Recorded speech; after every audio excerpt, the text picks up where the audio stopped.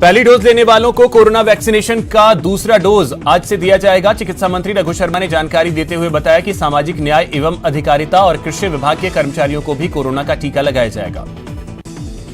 आज से पूरे देश में फास्टैग जरूरी हो गया है। परिवहन मंत्रालय के आदेश के मुताबिक टू व्हीलर को छोड़कर सभी वाहनों में 15 फरवरी यानी आज से फास्टैग लगाना अनिवार्य होगा। सदन में आज राज्यपाल के अभिभाषण पर अंतिम बहस होगी, जहां सरकार की ओर से सीएम अशोक गहलोत जवाब देंगे। साथ ही 24 फरवरी को बजट पेश होगा। प्रदेश में किसान आंदोलन और तेज होगा। 17 से 25 फरवरी के बीच कई महापंचायतें होंगी। साथ ही आज जयपुर में आगे की रणनीति को लेकर बैठक का आयोजन किया जाएगा। विधानसभा की हां पक्ष लॉबी में आज कांग्रेस विधायक दल की बैठक होगी, जिसमें बजट सत्र को लेकर चर्चा की जाएगी। प्रधानमंत्री नरेंद्र मोदी ने रविवार को तमिलनाडु का दौरा किया। इस दौरान पीएम मोदी ने चेन्नई में अर्जुन टैंक को सेना को सौंपा। साथ ही पीएम ने कई अन्य परियोजनाओं का उद्घाटन किया। प्रधानमंत्री नरेंद्र मोदी ने तमिलनाडु में चेन्नई मेट्रो के पहले चरण के विस्तार का उद्घाटन किया और रेलवे समेत अलग अलग क्षेत्रों के तमाम परियोजनाओं की आधारशिला रखी। पीएम मोदी ने रविवार को केरल के कोच्चि में कई विकास परियोजनाओं का उद्घाटन किया। पीएम मोदी ने कोच्चि में बीपीसीएल का 6000 करोड़ रुपए का पेट्रोकेमिकल प्रोजेक्ट राष्ट्र को समर्पित किया। पुलवामा हमले की बरसी पर पीएम मोदी ने पुलवामा के शहीदों को श्रद्धांजलि दी। पुलवामा हमले की दूसरी बरसी पर पीएम मोदी ने कहा कि भारतीय उस दिन को कभी नहीं भूलेंगे। उन्होंने कहा कि देश हमले में शहीद हुए जवानों को श्रद्धांजलि देता है। पुलवामा के वीर सपूतों को देश ने याद किया। केंद्रीय गृह मंत्री अमित शाह और रक्षा मंत्री राजनाथ सिंह ने शहीदों को नमन किया। इसके साथ ही कांग्रेस नेता राहुल गांधी और सीएम अशोक गहलोत ने भी शहीदों को श्रद्धांजलि दी। कांग्रेस नेता राहुल गांधी ने असम में विधानसभा चुनाव के लिए कैंपेन की शुरुआत की। राहुल गांधी ने शिवसागर जिले के शिवनगर बोर्डिंग फील्ड से पार्टी के चुनाव अभियान की शुरुआत की। बिहार में उद्योग मंत्री बनाए जाने के बाद शाहनवाज हुसैन अजमेर में ख्वाजा गरीब नवाज की दरगाह पर पहुंचे, जहां उन्होंने दरगाह में जियारत करते हुए दुआ मांगी। जयपुर में Rajasthan water supply and sewerage management board यानी RWSSMB की बैठक हुई। जलदाय मंत्री डॉक्टर बीडी कल्ला ने बैठक की अध्यक्षता की। जयपुर के धानक्या में पंडित दीनदयाल उपाध्याय की 53वीं पुण्यतिथि पर आत्मनिर्भर भारत सक्षम भारत विषय पर सेमिनार का आयोजन किया गया। इस सेमिनार को लोकसभा स्पीकर ओम बिरला ने संबोधित किया। केंद्रीय मंत्री अर्जुन राम मेघवाल उदयपुर के दौरे पर रहे, जहां उन्होंने वल्लभ नगर विधानसभा उपचुनाव को लेकर कार्यकर्ताओं से मुलाकात की और प्रत्याशियों के नाम पर मंथन किया। पश्चिम बंगाल के पूर्व राज्यपाल केशरीनाथ त्रिपाठी की तबीयत एक बार फिर से बिगड़ गई है। उन्हें लखनऊ पीजीआई के पल्मोनरी मेडिसिन विभाग के आईसीयू में शिफ्ट किया गया। जम्मू में बस स्टैंड के पास भारी मात्रा में विस्फोटक बरामद होने के मामले में एक संदिग्ध युवक को हिरासत में लिया गया है। जम्मू बस स्टैंड से 7 किलो विस्फोटक बरामद किया गया था। जयपुर के अल्बर्ट हॉल पर आज नाइट स्काई टूरिज्म का आगाज किया जाएगा, जहां विशेष टेलीस्कोप से पर्यटकों को आसमान के दर्शन कराए जाएंगे। करौली में पुलिस ने एक शातिर बदमाश को अवैध पिस्टल सहित गिरफ्तार किया है। पुलिस आरोपी के खिलाफ आर्म्स एक्ट में मामला दर्ज कर पूछताछ में जुटी है। कोटा में एक प्राइवेट बस ने राहगीर महिला को कुचल दिया। हादसे में महिला की मौत हो गई। कोटा में पुलिस ने फायरिंग कर युवक को घायल करने की वारदात को अंजाम देने के मामले में 2 आरोपियों को हथियार सहित गिरफ्तार किया। चित्तौड़गढ़ पुलिस ने नकली लाइसेंस, आरसी और टोल पर्ची बनाने वाले गिरोह का खुलासा किया है। एजेंट सहित मुख्य सरगना को गिरफ्तार किया गया। जयपुर शहर के ब्रह्मपुरी थाना इलाके में 2 गुटों में जमकर मारपीट हुई। झगड़ा इस कदर हुआ कि दोनों पक्षों ने कॉलोनी में जमकर गाड़ियों में तोड़फोड़ की। बारां की छबड़ा थाना पुलिस ने नाकेबंदी के दौरान नकली नोट बनाने की सामग्री के साथ 3 लोगों को गिरफ्तार किया है। पुलिस ने उनके कब्जे से लग्जरी गाड़ी फॉर्च्यूनर जब्त की। चूरू जिले के राजलदेसर कस्बे में 35 साल की विवाहिता ने फांसी का फंदा लगाकर खुदकुशी कर ली। पुलिस ने शव का पोस्टमार्टम कराकर परिजनों को सौंप दिया। फिलहाल पुलिस जांच में जुटी है। डूंगरपुर पुलिस ने 10 फरवरी को आदर्श नगर में महिला से हुई लूट की वारदात का खुलासा कर दिया है। इस मामले में पुलिस ने 2 आरोपियों को गिरफ्तार किया। चूरू जिले की सरदार शहर तहसील में एक शर्मसार करने वाली खबर सामने आई है। यहां 14 साल की एक बालिका को पिस्तौल की नोक पर अगवा किया गया और उसके साथ गैंगरेप किया गया। प्रतापगढ़ के काली मंगरी गांव में 2 युवकों के बीच पुराना विवाद सुलझाने के लिए पंचायत बुलाई गई, लेकिन इसी दौरान बात हाथापाई तक पहुंच गई। बाद में पुलिस मौके पर पहुंची और लोगों को समझा बुझाकर मामले को शांत करवाया। करौली में श्रद्धालुओं से भरी ट्रैक्टर ट्रॉली पलट गई, जिसमें 1 दर्जन से अधिक लोग घायल हो गए। सभी नई ट्रैक्टर ट्रॉली का कैला देवी में पूजन कर लौट रहे थे। जैसलमेर के नाचना में अवैध शराब से भरा ट्रक पलट गया। हालांकि ड्राइवर फरार हो गया। पुलिस ने ट्रक और अवैध शराब को जब्त कर लिया। बारां जिले के अंता में पुलिस ने अवैध हथियार तस्करी के मामले में 26 साल के युवक को गिरफ्तार किया है। फिलहाल पुलिस जांच में जुटी है। अजमेर के क्लॉक टावर थाना पुलिस ने सट्टे के खिलाफ कार्रवाई करते हुए एक सटोरिये को गिरफ्तार किया है और उसके कब्जे से 10,000 से अधिक की नकदी सहित दूसरी सामग्री बरामद की। राष्ट्रीय चंबल घड़ियाल सेंचुरी में एक मादा पैंथर मृत मिली है। मादा पैंथर की मौत लोहे के तार के फंदे में फंसने की वजह से हुई। बीकानेर की छतरगढ़ तहसील में लगातार हो रही पेड़ों की कटाई के खिलाफ वन विभाग ने नाकाबंदी के दौरान 20 क्विंटल हरी लकड़ी के साथ एक ट्रैक्टर को जब्त किया। अलवर के बहरोड थाना क्षेत्र के निभोर गांव के पास एक शव मिलने से हड़कंप मच गया। सूचना मिलने के बाद पुलिस ने शव को बहरोड मोर्चरी में रखवा दिया। चित्तौड़गढ़ में एक बच्चे ने ईमानदारी की मिसाल पेश की है। इस बच्चे ने खेलते समय लावारिस मिली नकदी को पुलिस को देकर ईमानदारी का परिचय दिया। कोटा की सेंट्रल जेल में कैदी की मौत हो गई, जिसके बाद परिजनों ने जेल प्रशासन पर लापरवाही का आरोप लगाया। श्रीगंगानगर में बॉर्डर पर फायरिंग मामले में पुलिस ने 3 तस्करों को गिरफ्तार किया है। दुलारपुरा केरी गांव से 2 भाई को और पंजाब से 1 तस्कर को गिरफ्तार किया गया। भरतपुर के नंदबई कस्बे में संदिग्ध स्थिति में एक युवक की मौत होने का मामला सामने आया। भरतपुर के कामा के पल्ला गांव में एक विवाहिता का शव कुएं में पड़ा हुआ मिला। विवाहिता के पीहर पक्ष ने उसके ससुराल वालों पर हत्या का आरोप लगाया। भरतपुर के कामा में जुए के ठिकानों पर पुलिस ने छापा मारा। पुलिस ने अलग अलग स्थानों से जुआ खेलते 7 आरोपियों को गिरफ्तार किया। वहीं जुआरियों से 12,000 से अधिक की राशि भी बरामद की गई। जैसलमेर के पोखरण के राजकीय अस्पताल में उस वक्त हड़कंप मच गया जब इलाज के दौरान एक महिला की मौत हो गई। भरतपुर के रणधीरगढ़ के एक शराब ठेके पर लुटेरों ने धावा बोला और चौकीदार को बंधक बनाकर लाखों रुपए की शराब लूट ली। पाली में अपराधियों ने पुलिस नाकेबंदी तोड़ दी और पुलिस कर्मियों को कुचलने की कोशिश की। घटना सांडेराव थाने की है। घटना में थाना प्रभारी धूलाराम गंभीर रूप से घायल हो गए। बूंदी के नेशनल हाईवे 52 पर गौरक्षकों ने पुलिस के साथ मिलकर 2 पिकअप वैन से 16 गौवंश को छुड़ाकर उन्हें गौशाला भिजवाया। इस दौरान 2 गौ तस्करों को गिरफ्तार किया गया। लोकसभा अध्यक्ष ओम बिरला ने तमाम सांसदों का शुक्रिया अदा किया है। बिरला ने कहा कि इस बार कोविड के कारण चुनौतियां ज्यादा थीं, मगर सांसदों ने सदन चलाने में सहयोग दिया।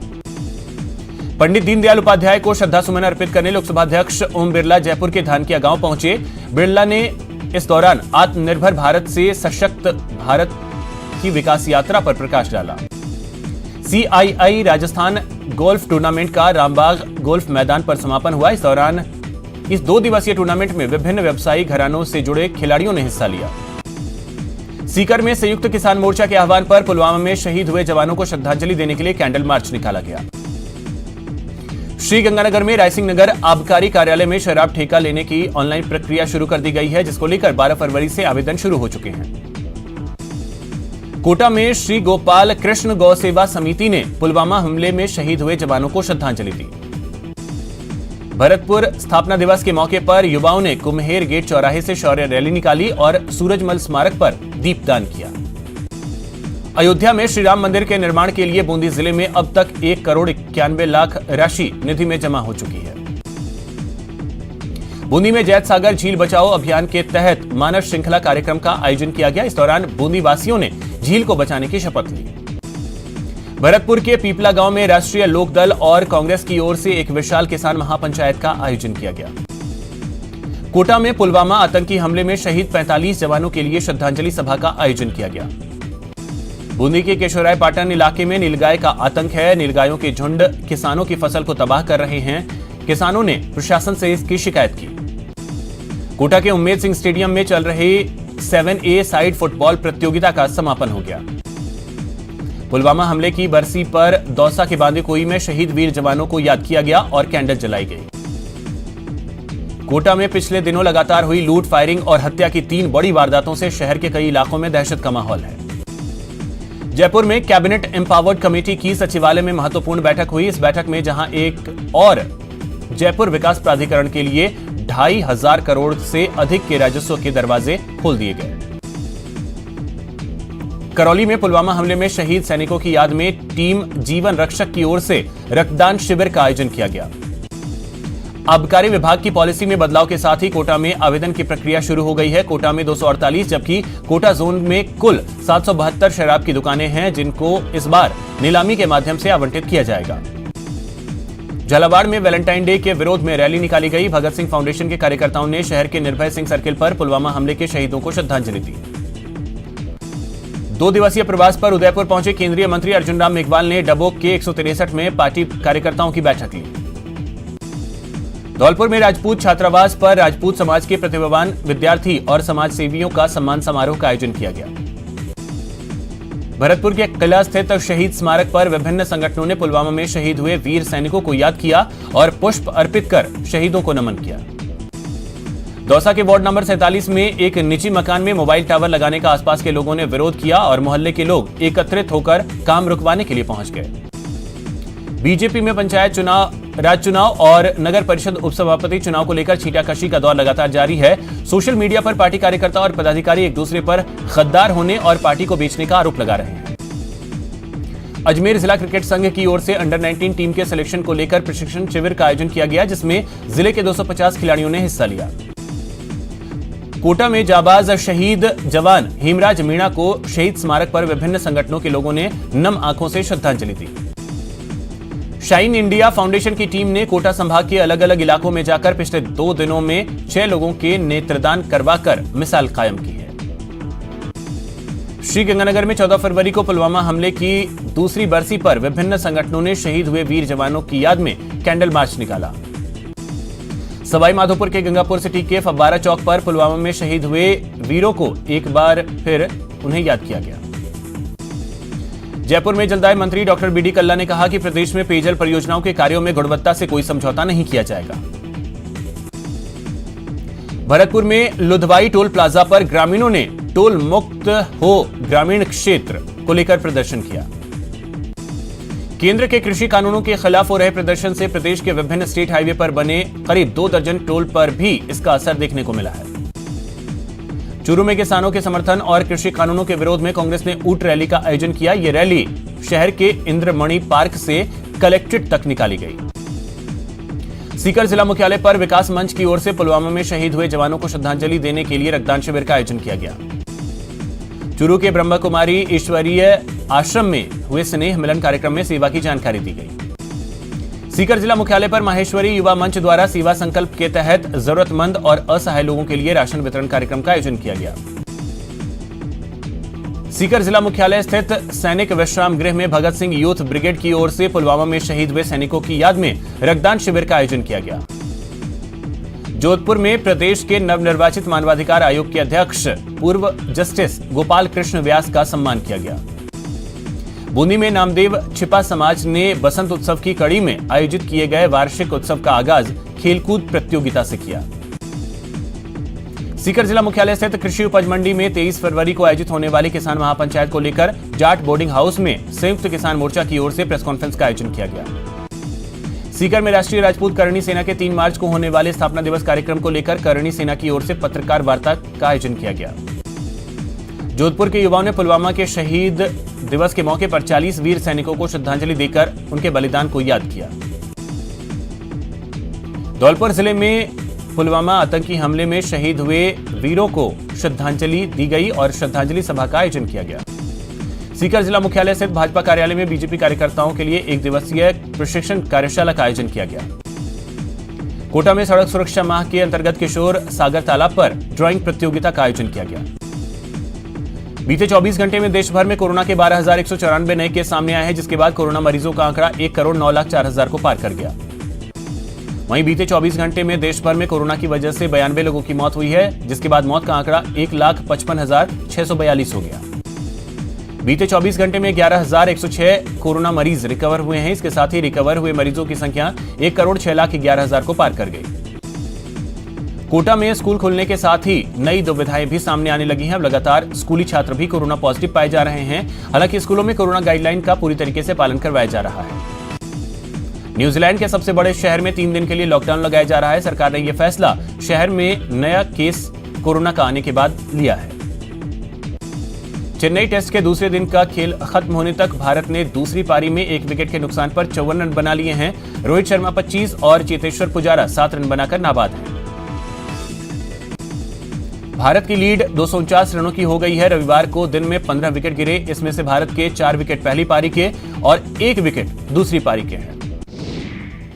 वहीं इंग्लैंड की पूरी पारी 134 रनों पर ढेर हो गई। आर अश्विन ने 43 रन देकर 5 विकेट झटके। चेन्नई पहुंचते ही पीएम का हेलीकॉप्टर जब एमए चिदंबरम स्टेडियम के करीब से गुजरा तो उन्होंने भारत और इंग्लैंड के बीच जारी टेस्ट मैच का नजारा देखा। प्रधानमंत्री ने अपने ट्विटर हैंडल पर स्टेडियम की तस्वीर साझा की है।